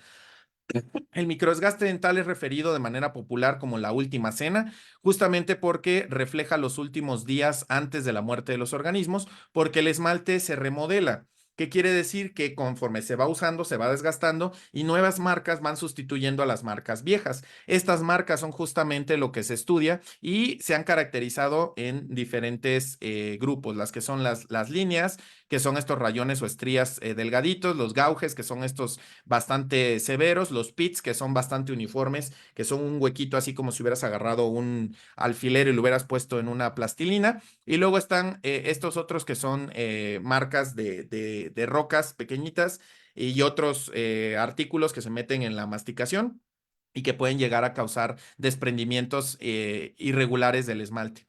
Estos se estudian de tres diferentes maneras. La primera, que es la clásica, la alta magnificación, donde se utiliza microscopía electrónica de barrido, se amplían de 100x a 500x dependiendo de la técnica. La de 500x es la clásica. Y se contabiliza en un área determinada, ¿no? Cuántos de estas características hay y después se hace un análisis, pues, de agrupación para poder identificar el gremio dietario al cual pertenece el herbívoro. Existe otra técnica que es la de baja magnificación, que es a 35x y se utilizan moldes hechos con resina epóxica de alta fidelidad, en la cual se recuperan justamente las bandas de esmalte y luego se llevan a este tipo de microscopio con luz polarizada, en la cual podemos observar también estas marcas sin necesidad de irnos a una magnificación tan alta como las 100 o las 500x. Y finalmente está el análisis de textura de microdesgaste, que ya emplea la textura general y es un análisis totalmente automatizado. Nosotros ya no estamos contando ahí rayita por rayita, marcándolas en un software, sino que se hace ya de forma semiautomatizada, sería la manera más correcta de decirlo. Y estos análisis nos dan principalmente utilidad para trabajar con herbívoros, es con lo principal con los que se trabaja. El de textura de microdesgaste también se emplea para carnívoros en algunas situaciones. Y esto nos permite categorizar por gremio trófico, nos permite separarlos como los pacedores, que son los que consumen principalmente pastos, los mixtos estacionales, o sea, que cambian su dieta en función de la estacionalidad, los mixtos regionales, que cambian su dieta en función de si están en una latitud o en otra, los ramoneadores, que se alimentan principalmente de hojitas, y los frugívoros, que se alimentan, como el nombre lo indica, principalmente de frutos y semillas. Esto se ha empleado para diferentes grupos biológicos, no nada más para ungulados, también se ha utilizado para roedores, ¿no? Luego tenemos el mesodesgaste dental, que como el nombre indica, meso, pues a medias, es un poquito más grande de magnificación. Aquí, ¿qué información dietaria nos da? Porque luego pudiera parecer que es como repetido, no lo es, esta es la última cena, son los últimos días de la dieta del animal. Aquí tenemos que no es los últimos días, sino que es el periodo de vida útil de la pieza dental analizada. Entonces, si nosotros utilizamos un M2, por ejemplo, nos va a hablar acerca de la temporalidad de uso general de toda esa pieza, que son varios años de uso, así que nos da como información muy general de la dieta. También generalmente se utiliza para herbívoros, como pueden ver aquí abajo, y se hace categorización por gremio trófico en pacedor, pacedor no estricto, que es el que come pastos, pero también come algunas hojitas, pero principalmente pastos, los mixtos y finalmente los ramoneadores. Aquí no permite la distinción hacia la frugivoría, por ejemplo. Y hay básicamente 4 tipos de mesodesgaste. El mesodesgaste, que es para ungulados, o los mesodesgastes para ungulados, porque son varios. Los mesodesgastes para los glires, que son roedores y lagomorfos. Los que son para marsupiales, tanto didelfimorfios como australidelfios, y los que son para cenartros y proboscidios. Uno puede decir, bueno, ¿y estos por qué están juntos si no tienen mucho que ver, excepto que se considere la hipótesis atlantogénata? Pues tienen que ver porque estos fueron los únicos que fueron contrastados con isótopos estables. Ahorita les voy a hablar un poco de eso. Estos son los mesodesgastes que se utilizan para ungulados, generalmente para perisodáctilos, que están aquí con la letra P, y para artiodáctilos, que están aquí representados con estos de acá. Artiodáctilos no cetáceos, porque con los cetáceos pues no se puede emplear. Como dijeron hace rato los compañeros, pues se utiliza el principio del presente es la clave del pasado. Entonces, todo esto no se hace en función de, bueno, voy a contar puntos y rayitas y voy a ver la forma de las cúspides, que puede variar en todas estas de acá, y voy a hacer un de Tin Marín de Doping Way a ver qué cae. No, en realidad utilizan modelos biológicos con dietas conocidas, es decir, ungulados a los cuales ya se les conoce la dieta y que son especímenes que se han estudiado durante muchísimos años y que se tiene registrado cuál es su registro o sus valores de mesodesgaste, y con eso se hacen análisis de agrupamiento para poder saber de una especie, de una especie o de una población fósil que nosotros estemos tomando, nos puede indicar cuál es la dieta. ¿Y esto qué tiene que ver con el paleoambiente? Pues tiene que ver con la máxima también de eres lo que comes y comes donde vives, que tiene que ver con que la dieta de los organismos está fuertemente vinculada a el hábitat que estos están empleando. Así que es una cuestión intrínseca intrínseca e indistinguible, en la cual los animales van a estarnos dando información del paleoambiente en el cual vivieron y se alimentaron, porque no se iban a comer a restaurantes y luego regresaban a vivir en la planicie. Entonces nos están hablando de todo esto. Tenemos mesodesgastes tradicionales, que son estos que están marcados aquí en negro, solamente utilizaban una posición dental. El extendido, también conocido como mesodesgaste 2, de forma no formal. Y luego se hicieron extensiones para utilizar dientes de mandíbula, sobre todo para équidos, que fue donde funcionó mejor. Y luego después se hicieron varios tipos de escalas de desgaste con las cuales nosotros comparamos, dependiendo del tipo biológico que nosotros tengamos. Inicialmente se agrupaban las categorías en la cúspide aguda, la cúspide redonda, la cúspide plana, y si la cúspide era alta o baja, con una función matemática de dividir X por Y y obtener un número de separación. Si es más de 0.1 es baja y si es menos de 0.1 es alta.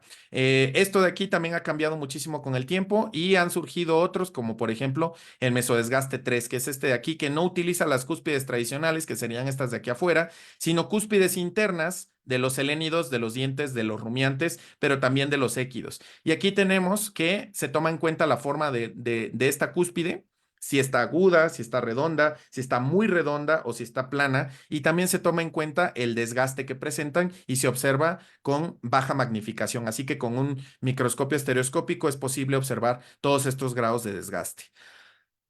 Posteriormente, tenemos los mesodesgastes que son para los glires, los que son para los lagomorfos y los que son para los roedores. Los que eran para los lagomorfos, el original utilizaba ángulos en la cara externa de los dientes, en esta faceta de aquí, en la cual se observaba de lado y se medía, y si el ángulo obtenido era el que se registraba. Esa técnica después fue reemplazada por un mesodesgaste más parecido al de los ungulados, que está aquí representado con este puntito, en la cual se utilizan diferentes dientes con diferentes configuraciones, si son agudos, si son redondos o si son planos. Es la misma cúspide, pero ahora ya no está en ángulo, sino que está en función de su forma.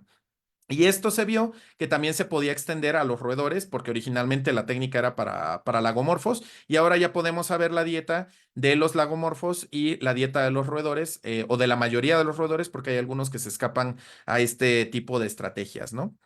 Y después tenemos, por último, los mesodesgastes con marsupiales, que son esta escala del 0 al 4, en la cual se observa este diente de aquí, que es el molar 1 superior, y se categorizan en función del desgaste que presentan. Y luego tenemos los mesodesgastes que son de proboscidios y de perezosos. En el caso de de los enartros, porque también aplica para armadillos, este es un diente de gliptodonte.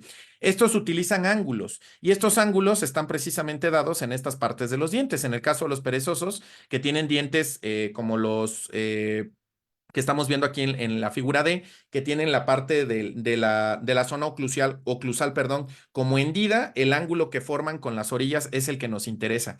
En el caso de los gliptodontes es en la parte media de los lóbulos, donde nos interesa media anterior, donde está el ángulo para poder determinarlo. Y finalmente en perezosos gigantes, como lo son los Eremotherium, Megatherium y similares, Notroteriops también, que forman parte del grupo, no se utiliza un solo diente, sino el ángulo que forman las cúspides de dos dientes adyacentes. Entonces, este tiene la desventaja que tenemos que tener como dientes asociados en una mandíbula o en un maxilar para poder funcionar, ¿no? Y en el caso de los proboscidios se utilizan las láminas dentales del centro del diente, se utilizan 3 de preferencia. ¿Y cómo se saca ese ángulo? Bueno, pues se saca con estas herramientas que uno pudiera pensar que pues son como muy de ferretería, pero son extremadamente útiles, que son los sacadores de contornos. Pero ojo que no se utilizan estos que están aquí en rojo, porque estos son para carpintería. Se utilizan estos de aquí, metálicos, que nos dan exactamente la forma del diente sin dañarlo y sin necesidad de estar cortando ni mucho menos, ¿no? Y estos análisis de acá, que son los de proboscidios y los de cenartros, tienen la ventaja de que fueron, digamos, validados con isótopos estables. Y hablando de isótopos estables, pues bueno, en este caso se utilizan isótopos de carbono, isótopos de oxígeno e isótopos de nitrógeno. Estos isótopos estables, a diferencia de los que nosotros solemos escuchar, que son los radioactivos que se transforman en otros elementos conforme pasa el tiempo, estos no, estos se quedan con esa misma forma durante lapsos tan grandes que prácticamente los consideramos como permanentes, ¿no? Los dientes que se utilizan principalmente para carbono y oxígeno, nos van a hablar de la dieta en el tiempo de mineralización del diente, por lo cual es muy importante en estas técnicas, y lo aclaramos en el capítulo, no utilizar dientes deciduos, no confundir los dientes de leche y sacar los datos de los dientes de leche y tratar de hacerlos pasar como datos de adultos, porque entonces estaremos mezclando la dieta de la madre con la dieta de la cría, si es que la cría ya se está alimentando y no nos va a dar información paleoambiental fiable, ¿no? Entonces eso no se debe hacer. También es principalmente para herbívoros, ¿no? Aunque el nitrógeno no precisamente, y nos da categorización por gremio trófico, empacedor, mixto y ramoneador. Aquí se me fue un mixto. Herbívoro, omnívoro, carnívoro o hipercarnívoro en el caso de los isótopos de nitrógeno. Aquí en el de mixto es mixto y mixto con tendencia a pacedor. Y bueno, estos isótopos, ¿cómo entran a los tejidos? Los de carbono, que son el 13 y el 12, tienen una gran abundancia en la atmósfera, están presentes en el CO2 atmosférico y entran a los tejidos de las plantas primero, antes que en los herbívoros, y luego en las plantas sufren un proceso de fraccionamiento inicial, es decir, de una asimilación preferencial por el isótopo pesado o por el isótopo ligero, dependiendo del tipo de metabolismo que tienen las plantas. Específicamente las plantas de metabolismo C3 y las plantas de metabolismo C4. Las C4 son generalmente los pastos y las C3 son generalmente árboles y arbustos. Y las CAM, de las CAM no hablamos porque las CAM no se utilizan en este análisis porque tienen valores que se traslapan con las plantas C3 y las plantas C4. Así que hacemos de cuenta como que las CAM no existen, ¿no?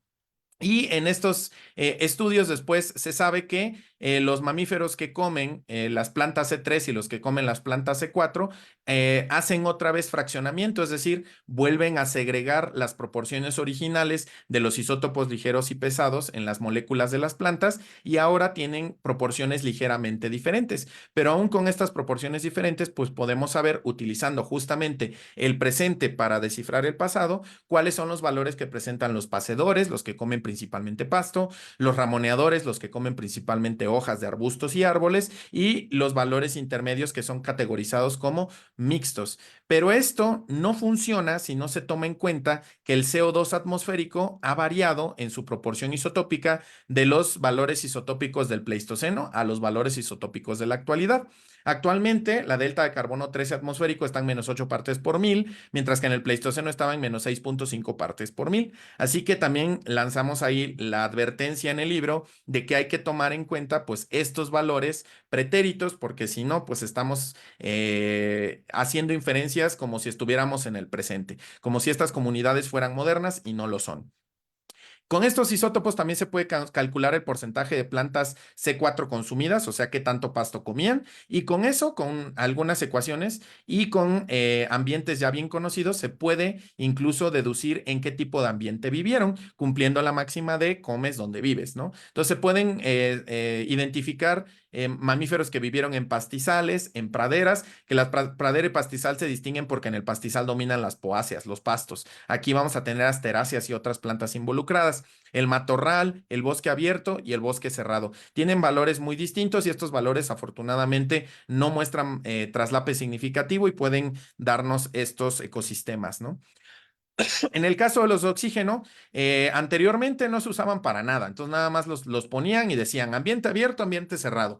Pero resulta que estos isótopos utilizados de manera adecuada nos pueden dar los valores de temperatura media anual en mamíferos que pesen más de 100 kilogramos. Si tienen una masa corporal de más de 100 kilogramos, se puede hacer por la máxima fisiológica de los mamíferos, que es la endotermia. Tenemos una temperatura corporal constante y gracias a eso el fraccionamiento isotópico del oxígeno que viene ingresado a los tejidos por el agua meteórica, el agua que se bebe, se puede saber cuál es el valor isotópico del agua que bebieron estos mamíferos y por lo tanto con ecuaciones de regresión se puede saber cuál es la temperatura media o cuál era la temperatura media anual. pero ojo, solo funciona con los de más de 100 kilos, con ratoncitos, murciélagos y otros, liebres y roedores pequeñitos no se puede, tiene que ser de más de 100 kilos. Y bueno, hay ungulados que pesan hasta 10 kilos, ¿no? Capromerix era una cosita.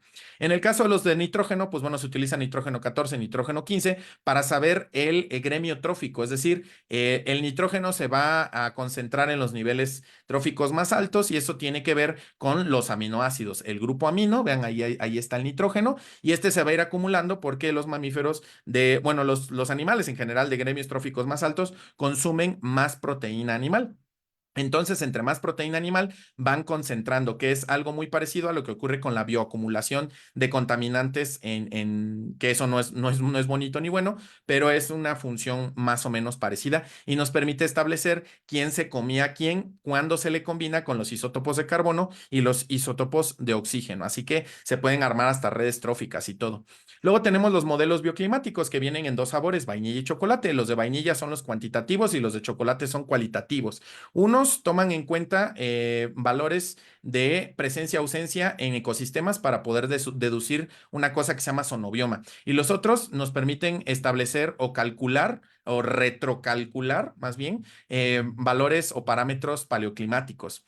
En el caso del modelo cualitativo, se hace primero un cálculo individual donde se obtiene esta cosa que se llama índice de restricción climática para cada especie de la comunidad que se estudie y en pues se toma en cuenta cuántos son o en cuántos zonobiomas estaba presente la especie. Y aquí tenemos los zonobiomas, ¿no? Que son sabana, va variando desde el bosque tropical lluvioso, aquí de la Amazonía, hasta la tundra, ¿no? Esa es una variación que abarca pues casi todos los zonobiomas de la Tierra. Por ahí incluso se mezcló el 2 con el 3 para crear el ecotono, que era muy abundante durante el pasado, pero que en el presente ya no lo es tanto.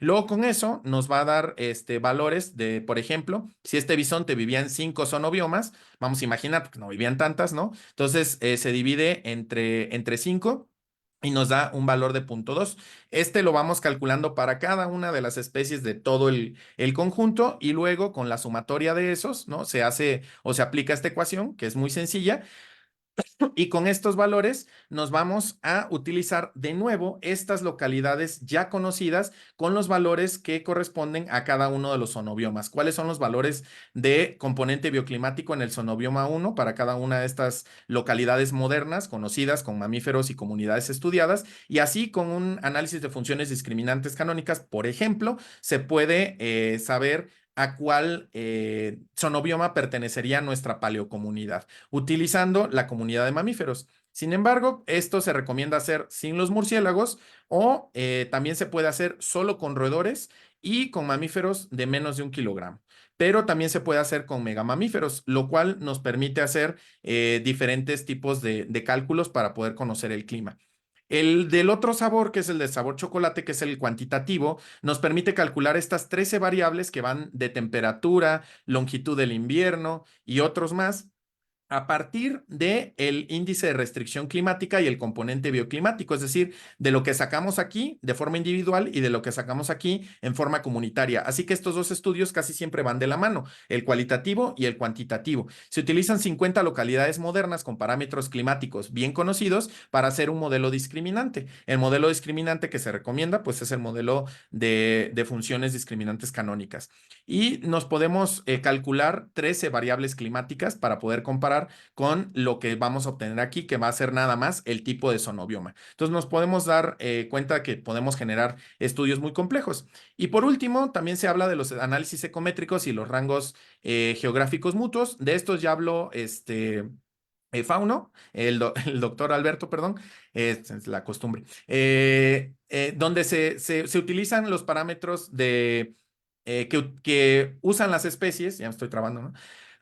Que usan las especies en sus microhábitats y que son particularmente útiles en animales de preferencias ambientales reducidas, es decir, los estenotoicos, los que no varían mucho en sus preferencias ambientales y que son chiquitos, que tienen microhábitats restringidos, esos son los más útiles en este tipo de análisis. Y justamente en el capítulo hablamos de que esto se ha hecho mucho con principalmente reptiles y con anfibios, pero que esto sí se podría aplicar con mamíferos, que es lo que nosotros tocamos en el capítulo. Finalmente, los ecométricos, pues bueno, utilizan variables n. Aquí el ejemplo es la ipsodoncia, qué tan alta es la corona dental de los mamíferos y que está relacionada con la precipitación. Pero para esto, pues tienen que haber estudios que corroboren que efectivamente existe una correlación entre estas variables. Este es uno de los ejemplos que dimos y se pueden utilizar diferentes análisis como la regresión lineal, la regresión polinomial, vecino más cercano, que es uno de agrupamiento, y de máxima verosimilitud para poder obtener pues los valores de precipitación a partir de una variable ecométrica como lo es el índice de ipsodoncia. Y finalmente, ya hasta el último en el estudio, pues se presentan estudios de caso del capítulo, perdón, estudios de caso en las localidades de La Piedad Santana, La Cinta Portalitos, entre Michoacán y Guanajuato, con camellos y caballos, Valsequillo con camellos y caballos, y todos estos estudios que justamente aquí está Gerardo, que participó en este trabajo junto con el doctor Eduardo Jiménez, la doctora Rosalía y otros más, la doctora Isabel Irra de Alcántara, si no mal recuerdo, en el cual pues estudiaron la dieta y el hábitat de los caballos y otras criaturas de aquí del sur de México, ¿no?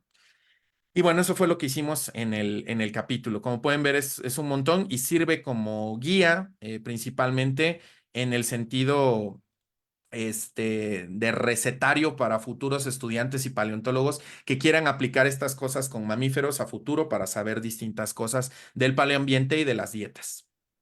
Y un montón de métodos que nos diste ejemplos y que por acá ya estaban llorando diciendo, no entiendo nada. Creo que vas a Sí, tener que hacer un video para tus seguidores de paleos de los dientes, que donde yo dije, ¿cómo? ¿Pero cómo? ¿Qué hacen? las Ustedes cúspides. porque ya lo ven así súper, normal, pero sí yo me quedé así de, wow, o sea, no, yo no podría ver todo esto en un diente. Eh, Queda pendiente ese video de paleos, chicos. No se estresen, yo tampoco entendí esa parte Sorry, principalmente, sorry. pero podemos ver el capítulo del libro. Otra cosa que estaban preguntando por acá es dónde se puede conseguir el libro. Y el libro se puede conseguir en Amazon. Sí, Está, lo pueden poner por ahí en Amazon. La verdad es un poco caro, pero pues vale la pena hacer el gasto y si no, también pídanlo en sus bibliotecas de las universidades, o sea, hagan sí, sus pedidos ustedes como estudiantes, únanse y digan, queremos ver este libro en las bibliotecas y pues a las universidades a lo mejor se les hace más fácil generar un gasto de 2 o 3 libros para los estudiantes, ¿no? a sus Entonces, tutores, a sus tutores, sí, al SNI 1, al SNI 2 y 3, a lo mejor no es un al, gasto tan fuerte, al también por ahí lo candidato. pueden ver. Exactamente. Y también por acá estaba, ya no sale el comentario, pero estaba Eduardo y les mandaba Ah, muchos saludos, también Rosalía, y dice, ahora está en super oferta en la página de Springer. Ah, oh, pues está en hot sale, también se metió a la moda de hot sale, entonces a lo mejor ahí lo pueden conseguir. Y bueno, pues ya por último nos vamos al capítulo de icnofósiles del que nos va a platicar nuestro querido Gerardo Carbot Chanona. Adelante, Hola. Yo voy a tratar de ser breve. No les daré clase aquí como mis compañeros. adelante. Ok. ¿Ya se ve? Sí, listo. Ok. Pues bueno, este capítulo específicamente habla de las huellas de vertebrados, de los icnofósiles de vertebrados y los paleoambientes. Pues como ya mencionaron, el capítulo pues, está escrito por el doctor Eduardo Jiménez Hidalgo, que es un gran amigo y colega, y aparte maestro, ¿no? Le he aprendido muchas cosas. Y también otro gran paleontólogo que es el doctor Víctor Bravo Cuevas, que está en la Universidad de Hidalgo, también de los grandes paleomastozólogos que tenemos en la actualidad. Y bueno, pues el libro prácticamente pues habla de lo que son los ignofósiles, de vertebrados específicamente, como son las huellas o sus rastros, como vemos aquí a la izquierda superior, las galerías, ¿no? De algunos vertebrados como las tuzas, ratones, topos, ¿no? Que hacen estos tipos de galerías, incluso, bueno, lagartijas o tortugas, como las tortugas del desierto, como las goferus, ¿no? Se han encontrado incluso galerías. Los coprolitos, ¿no? Que son estas heces petrificadas e incluso, pues, como ven aquí en la diapo, no se alcanza a ver hasta una falange ahí metida en el pedacito de excremento, ¿no? Y bueno, a través de ese estudio pues, se puede saber un poco sobre la dieta de quien, de quien la hizo, ¿no? La originó. También, bueno, pues están los huevos o las cáscaras de huevos, y en algunos casos también se consideran dentro de los signos fósiles a las marcas de depredación. Aquí vemos, por ejemplo, una falange de Tiranosaurio Rex y una mordida justamente de otro Tiranosaurio Rex, ¿no? Se ve el canal hecho por el diente. Entonces, bueno, estudiando estos signofósiles, que justamente no son los ignofósiles, perdón, que los estudia una rama de la paleontología que es la ignología, ¿no? Podemos nosotros tener pues ideas sobre los tipos de ambientes en los que se forman, ¿no? Principalmente cuando hablamos de galerías o de rastros, nos permiten tener una relación directa con el sustrato, ¿no? Porque estos se formaron donde, bueno, el sustrato era suave. En el caso de las huellas o los rastros, generalmente se hacían en la orilla de una playa, de una laguna, de un río, donde la arenita estaba suave. Y pues obviamente, pues al relacionar la huella con el sedimento, podemos también tener una idea sobre el paleoambiente que estaba predominando en ese momento, ¿no? Esta es la primera página del capítulo, ¿no? Donde está el resumen propiamente. En el caso se llama de las cáscaras que se han encontrado, pues en realidad se les ha podido extraer isótopos de carbono y oxígeno y con ello, bueno, hacer estas inferencias paleoambientales similar a lo que se hace con los dientes de los mamíferos.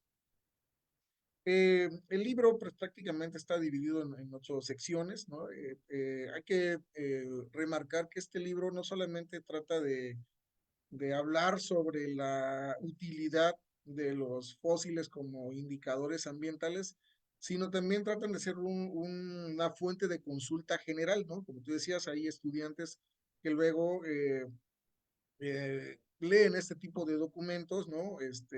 O principiantes, y pues también el libro está pensado, o los capítulos del libro están pensados para también de alguna manera ser una fuente de consulta primaria, ¿no? Por ejemplo, en el caso de nuestro libro, perdón, de nuestro capítulo, pues primero empezamos describiendo justamente qué es un ignofósil de vertebrado, ¿no? Hablamos también de cómo se preservan estos ignofósiles, ¿no? Ahí hablamos justamente de cómo la huella viene, se rellena de sedimento, el sedimento se endurece, que hay tipos de huellas, ¿no? O más bien de cómo se conservan las huellas, puede ser en hiporrelieve, convexo o cóncavo. También en otra parte del capítulo es justamente en dónde se preservan estas signofósiles, ¿no? Y está justamente aquí donde se habla de la relación de los organismos con el medio ambiente, ¿no? Específicamente con el sustrato. También, bueno, remarcamos, ¿no? La parte de cómo, por ejemplo, un organismo puede formar muchos tipos de huellas que tienen que ver también con el sustrato sobre el que pasa, o incluso hay casos en los que un mismo ignofósil, una misma forma de huella puede haber sido formado por 2 o 3 organismos diferentes. Entonces, bueno, hay toda una rama de la paleontología que es la ignotaxonomía, ¿no? Que es parte de la paratoxonomía, para nombrar estas huellas, ¿no? Es importante remarcar que es en muy contados casos puedes tú relacionar las huellas con algún organismo que lo haya originado, ¿no? Luego solamente se puede en algunos casos muy particulares, por ejemplo, bueno, como la formación Hell Creek, ¿no? Donde solamente tienes tiranosaurios ahí, ¿no? Y bueno, si encuentras una huella de un tiranosaurio, pues puedes tú de alguna manera hipotetizar que se hizo o la formó un tiranosaurio rex, ¿no? En el caso del Pleistoceno, por ejemplo, si encuentras una huella de proboscidio, con ciertas características, lo más probable pues, es que la haya formado un Mammutus columbi. Pero digo, son casos muy puntuales, ¿no? Pero en términos generales es difícil relacionar a la huella con un productor como tal. Otra de las cosas aquí es que, por ejemplo, también hablamos un poco sobre el registro de las huellas en el registro fósil de México, que esto también es importante. Pusimos ahí una tabla recapitulando todo lo que se ha reportado de huellas en México, que van desde el Jurásico hasta el Holoceno, pasando, pues ya saben, por huellas de dinosaurios no avianos, de aves como tal, galerías, huevos, en fin, ¿no? Otra parte del capítulo justamente habla sobre lo que son los fósiles los signofósiles, perdón, de vertebrados y cómo estos se pueden usar para inferir paleoambientes. Hablamos un poco también sobre las signofacies, ¿no? Es una categoría, una clasificación ahí que se dan a las huellas que se encuentran en ciertos tipos de sedimentos. Y ya por último, pues se habla, damos algunos ejemplos que en realidad son muy pocos los que se han realizado aquí en México, de cómo los signofósiles han sido utilizados para inferir el paleoambiente, ¿no? Y al final, bueno, cerramos el capítulo hablando justamente pues, de las perspectivas que hay y remarcando justamente que todavía, bueno, que ese es un campo que no se ha explorado mucho y hay muchísimo por hacer, ¿no? En este tema, ¿no? Dentro de las cosas que les explicaba, ¿no? Por ejemplo, pues metimos ahí un esquema justamente para tratar de ejemplificar cómo se forman los signofósiles, ¿no? Cómo se rellenan, cómo se erosionan, qué tipos de marcas quedan. Pusimos una tabla justamente también hablando un poco de las ignofacies, ¿no? Que generalmente son 5 las principales, ¿no? Y están dadas por una forma característica de huella en un ambiente muy particular, en una época particular también. Y algunos de los ejemplos, ¿no? Por ejemplo, estas galerías que se encontraron en la formación Chilapa, en Oaxaca, justamente que es ahí en Yolomecal, que mencionaba ahí Roberto, parte de la fauna, ¿no? Es un área que ha estado trabajando el doctor Eduardo Jiménez y la doctora Rosalía arduamente. Y bueno, vemos aquí en el esquema de la derecha, remarcado con colores, ¿no? Justamente estas galerías que llegan a ser bastante extensas, y están posiblemente relacionadas a unos tuzas que se han encontrado igual en esta localidad, que es Gregorimis piloxicua y Gregorimis, no recuerdo cuál es la otra especie. Y lo interesante aquí es igual, aludiendo al actualismo biológico, es que la forma, disposición, relacionado también con, perdón, la forma y disposición de estas galerías relacionadas con el tipo de sedimento, indican que fueron formadas en ambientes un poco áridos, secos, ¿no? Y esto también concuerda un poco con algunas de las cosas que se han encontrado ahí, principalmente como por ejemplo la tortuga gigante que se describió, ¿no? Stylemia gisele, que son tortugas que habitan principalmente áreas secas y abiertas, ¿no? Y otro ejemplo también muy puntual es, por ejemplo, el de las huellas que describió la doctora Claudia Serrano, ¿no? Ahí en la formación Las Encinas, que son del Maastrichtiano, en donde, bueno, encontró pues varios tipos de huellas y que pudieron ser referidas tanto a pelecaniformes como a anseriformes, ¿no? Entonces, del lado derecho vemos a las pelecaniformes, un ejemplo, por ejemplo, este ibis rojo, y del otro un tipo de pato, ¿no? Un anseriforme. Y podemos ver, bueno, cómo el comportamiento de estas aves actuales está relacionado justamente a ambientes de marisma, de estero. Entonces, esto justamente, infiriendo ese comportamiento de estas aves, se puede traslapar a estas huellas fósiles, aunado también al estudio de los sedimentos, y bueno, pues se puede hacer una reconstrucción de que en ese momento era justamente un tipo playa, ¿no? O un área de marisma, o posiblemente hasta un delta, ¿no? Donde convergían este tipo de aves, ¿no? Y bueno, y prácticamente, pues no los quiero aburrir, eso sería todo, ¿no? Muchísimas gracias. Están padrísimas las fotos ese de las galerías del vertebrado ese como castor o qué era. Es una tusa. Ah, es una tusa, están increíbles, no inventes, ya me imagino el tamaño ahí de las galerías. Qué bonito, y qué bonita recopilación hacen si incluyen ahí a todos los vertebrados y los ignofósiles que son abundantes en la República Mexicana. La verdad es que está bastante recomendable. Por acá siguen preguntando que dónde se puede conseguir el libro. Roberto ya les puso ahí los enlaces en Amazon, directamente con Springer, que el que está de descuento nos dice por acá, Eduardo, es el ebook, entonces también por ahí lo pueden ver. Víctor Bravo por acá pone, mi estimado amigo, Alberto Cruz, te mando muchos saludos y fuerte abrazo. Ay, por acá también preguntaban, ay, se me fue el envío por acá, pero preguntaban algo de Baja California, que si han estudiado, ay, que si habían estudiado los bosques de Baja California. Espera, ya no me salen los comentarios. Bueno, y había otro comentario de que por qué no invitábamos a todos los autores. Imagínense si así nos llevamos ya casi 2 horas, invitamos a todos los autores, no acabamos. Pero vienen acá un representante del capítulo que representa el trabajo de todos los autores para hablarnos de cada uno de esos. Ah, miren, por aquí, Ami Zúñiga dice, ¿han realizado algún estudio del bosque fosilizado que está en el Rosario, Baja California? ¿O nos podrán dar alguna información al respecto? No, es que creo que es una cosa más paleobotánica, ¿no? Entonces, creo que por Ah, eso no. creo que la que ha estudiado el Rosario es Marisol Montellanos y sus estudiantes, entonces igual pueden buscar esos artículos y ellos ambos, bueno, pero no sé si era bosque cuando las rocas que están estudiando por allá, pero Marisol Montellano se ha dedicado al Rosario en Baja California, pero es mesozoico, no sé si esa parte es la que están preguntando, ¿no? Por acá Sara Islas dice, felicidades a los autores, excelente presentación y muy buenas explicaciones. No, pues muchísimas gracias por habernos acompañado desde sus diferentes ubicaciones, Chiapas, Ciudad de México, Michoacán y a nuestra querida Delia y Mirna que ya se tuvieron que retirar.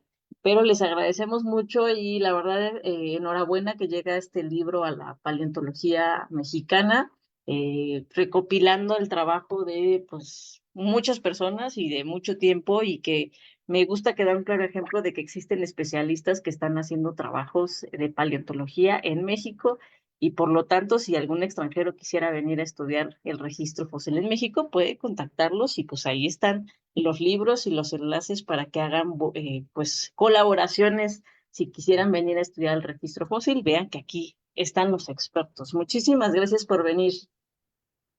Al contrario, Gracias, gracias por la Adriana. invitación. Vamos en orden, yo al final. Ah, sí, muchas Alberto. gracias, Adriana, la verdad, sí, yo nada más quería agregar, por ejemplo, en el comentario de que no entendían nada, es justamente parte de la idea del libro, ¿no? Porque estamos pasando de una paleontología descriptiva a una paleontología aplicada y ser aplicada involucra ciertas cosas como las matemáticas que nunca nos han gustado. Entonces, lo padre del libro es que es lo que hemos avanzado y lo que falta por hacer. Y creo que todos en nuestros capítulos hemos puesto eso, lo que falta por hacer. A mí me sorprende mucho que no hay un capítulo de aves, entonces hay un nicho supervasión aves, un nicho supervasión peces, y en mamíferos pequeños solamente, cuando leí el capítulo de Roberto y los otros, solamente hay un estudio con ratones, me parece. Sí. Entonces también es otro nicho súper vacío. Entonces muy interesante para que la banda que lo lea sepa por dónde llegar.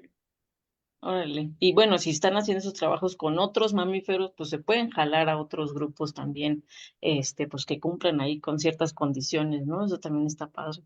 Y Gerardo, por último, para despedirnos. Pues que consulten el libro, la verdad, como ya han dicho, es un libro hecho por mexicanos para el mundo, ¿no? Yo reconozco muchísimo el trabajo de Lalo y de Rosalía, que no fue fácil, ¿no? Coordinar a tantos autores, este, eh, pero salió un producto muy bonito y como dice Alberto, ¿no? Ya veía así Faun, como dice, ¿no? La costumbre, La pero costumbre. Me gusta. Pauno, es un libro, como les mencionaba, también como de consulta general, ¿no? O sea, hay muchos conceptos, muchas cosas, y la verdad quedó muy bonito, muy completo, obviamente faltan muchas cosas que hacer, ¿no? pero pues ahí también se abre la puerta a todas las áreas de oportunidad que hay, ¿no? Para los nuevos o los viejos que ya estamos en esto también, para poder seguir explorando esto de... Muchas gracias. Y por último, ya para despedirnos, Roberto. Pues más que nada, agradecer de nuevo y pues sí, es un libro de consulta que yo creo que va a ser obligada para los estudiantes de paleontología de aquí de México. Tiene muchísima información. Yo el otro día estaba intentando a ver cómo lo desglosaba para ver qué me robo para hacer videos, explicando un poco de lo que se ha hecho aquí en México, porque yo creo que es una de las cosas que yo no he hecho casi nada en el canal, pues en el proyecto en post, sí, pero muy poquito, entonces ya quiero como empezar a meterle a videos de divulgación de ese tipo. Y hay muchísima información y sí es cierto, ¿no? Lo que decían hace rato, el no entiendo nada, pues es que es un libro un poco más como para profesionistas y para estudiantes, entonces no es tanto de divulgación, a lo cual nos llama la atención, pues para decirnos un poquito, hey, también hace falta uno de divulgación, ¿no? De este tipo de temas que a lo mejor los paleontólogos, que son justamente los expertos y los Especialistas. profesionistas, deberíamos trabajar, ¿no? Por ahí hay algunas cosas pendientes, otras que están volando por ahí, pero sin duda es una obra muy completa y como dicen, no solo muestra lo que se ha hecho, sino también mucho de lo que falta por hacer y los nichos que están ahí para ser explotados a futuro por diferentes grupos de trabajo que vayan a surgir o que estén en desarrollo actualmente en el país. Perfecto. Y bueno, pues a mí me da mucho gusto hacer estos enlaces, eh, repasando un poco los capítulos, porque pues veo a todos mis colegas paleontólogos y es una gozadera escucharlos. Y bueno, pues ahora fue de vertebrados, pero el próximo jueves va a ser de plantitas, así que vengas a escuchar sobre gimnospermas, angiospermas, polen, hay un trabajo buenísimo de polen, entonces vengan a escuchar sobre plantitas el próximo jueves. Les agradezco muchísimo que hayan venido y pues nada, con esto concluimos nuestro envío. Muchas gracias.